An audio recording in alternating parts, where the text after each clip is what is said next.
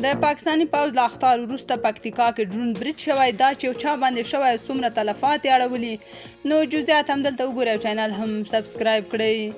څو ورځې وړاندې د پاکستان پوځ مشر افغانستان کې د ترهګرو ډلو د شتون ادعا وکړه. ویې ویل چې یاد ترهګر له افغانستان څخه راځي پاکستان کې بریدونه کوي که چیرې طالبان یې مخه ونه نیسي نو دوی به خپله لاس په کار شي. اوس تازه خبر دا دی چې پکتیکا کې ډرون برید شوی. راپورونه وایي د پکتیکا د ګومل ولسوالۍ په ترخې سیمه کې د بې پیلوټ الوتکې په برید کې د وسلوالو یو موټر نښه شوی دی.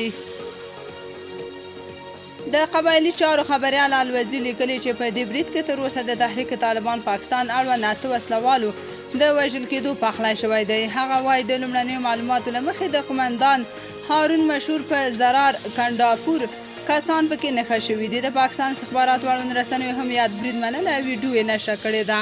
معلومه نه ده چې یاد برید امریکا ډرون الوتکې کړی که د پاکستان، خو تر دې وړاندې پکتیا، پکتیکا او خوست کې د پاکستان ډرون الوتکو بریدونه کړي وو چې د تحریک طالبان پاکستان غړو ته د مرګ ژوبلې اړولو ادعاوې کړې وې. طالبانو تر اوسه رسما تایید او یا رد کړی نه ده چې پکتیکا کې ډرون برید شوی او کنه. تر دې وړاندې د پاکستان هوایي بریدونو په غبرګون کې د ملا یعقوب په امر د پاکستاني پوځ یو شمېر پوستې په نښه شوي وو. اما افغانانو بیا له طالبانو غوښتي وو چې پاکستان سره پاکه خبره وکړي او دا مسله دې ورته په جدي توګه یاده کړي چې افغانستان کې د ډرون بریدونه نه کوي او نه هم امریکا ته د خپلې فضا د کارولو اجازه ورکړي. تاسو په دې اړه څه نظر لرئ؟ کومنټ کې شریک او چینل هم سبسکرایب کړئ.